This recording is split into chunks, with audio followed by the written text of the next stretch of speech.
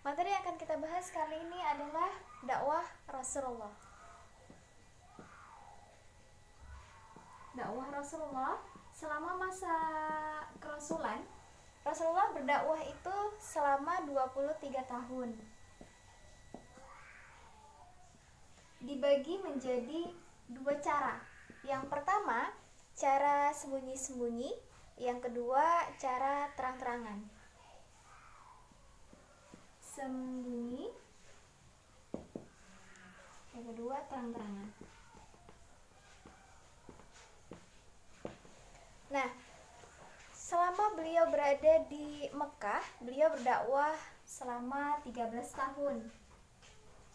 13 tahun beliau berada di Mekah dan mendakwahkan agama Islam selama 13 tahun. Kemudian sisanya beliau berdakwah di Madinah itu selama 10 tahun.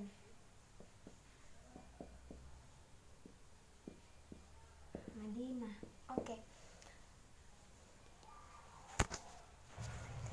Kemudian pada masa Rasulullah SAW mendakwahkan agama Islam secara sembunyi-sembunyi, ada beberapa dalam periode ini seorang sahabat dan istri beliau yang ikut mensiarkan agama Islam atau ikut masuk menjadi seorang muslim pada periode ini. Yang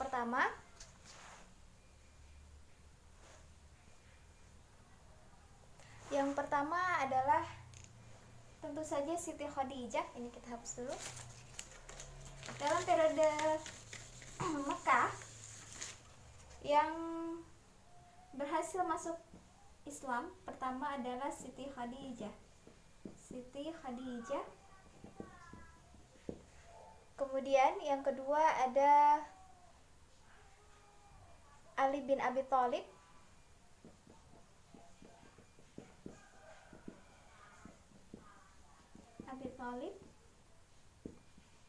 Oke, kemudian yang ketiga ada Abu Bakar Asy-Siddiq.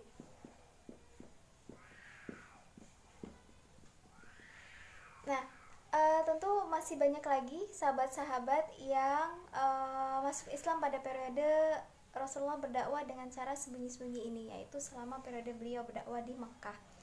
Nah, kemudian setelah 3 tahun melalui surah Asy-Syu'ara ayat 214 Allah menurunkan wahyunya bahwa Allah memerintahkan kepada Rasulullah SAW untuk mendakwahkan agama Islam secara terang-terangan. Barulah pada saat itu Rasulullah SAW memanggil 30 orang kerabatnya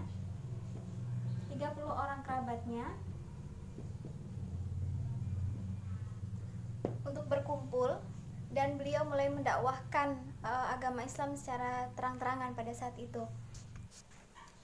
Kemudian setelah Rasulullah SAW menyampaikan dakwah secara terang-terangan, tidak serta-merta itu menjadi dakwah yang mudah bagi Rasulullah. Pada saat Rasulullah menyampaikan dakwahnya, tentu saja banyak sekali tantangan-tantangan dari kaum Quraisy pada saat itu yang menentang dakwah Rasulullah, karena terutama faktor ekonomi yang melatar belakangi mereka menentang dakwah Rasulullah pada saat itu.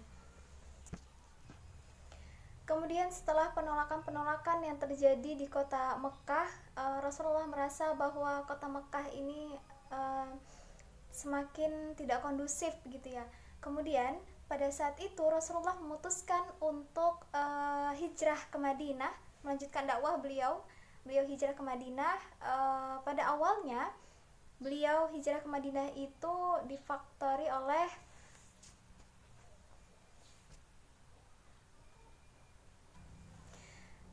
oleh kedatangan kaum Yasrib atau orang-orang Madinah pada saat itu pada bulan haji, yang pada saat itu juga dikenal dengan perjanjian Aqabah.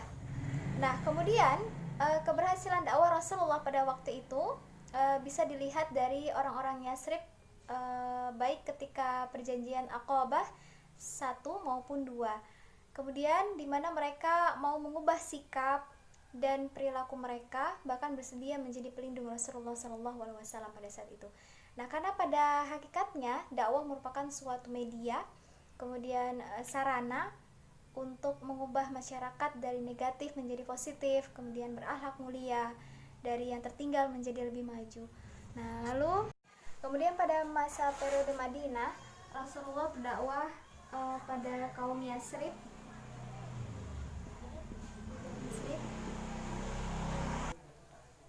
Pada saat Rasulullah berdakwah di Madinah, kaum Yasrib sudah banyak yang memeluk agama Islam pada saat itu. Kemudian dalam berdakwah, Rasulullah mencoba untuk menyatukan berbagai kultur, kemudian suku yang ada di kota Yasrib pada saat itu dengan cara atau strategi membuat masjid yang dinamakan dengan Masjid Nabawi. Kemudian pada saat itu karena periode Madinah ini Rasulullah berdakwah di kota Yasrib, pada saat itu kaum Yasrib sudah banyak yang memeluk Islam. Nah, kaum Yasrib yang pada saat itu memeluk Islam dinamakan dengan kaum Ansar. Kaum Ansar. Selama di kota Madinah, Rasulullah membangun Masjid Nabawi sebagai selain dari pusat peribadatan di sana, Rasulullah juga membangun Masjid Nabawi sebagai pusat dakwah beliau secara terang-terangan di Madinah. Baik, itu saja yang bisa saya sampaikan. Terima kasih. Jazakumullah khairan katsir. Assalamualaikum warahmatullahi wabarakatuh.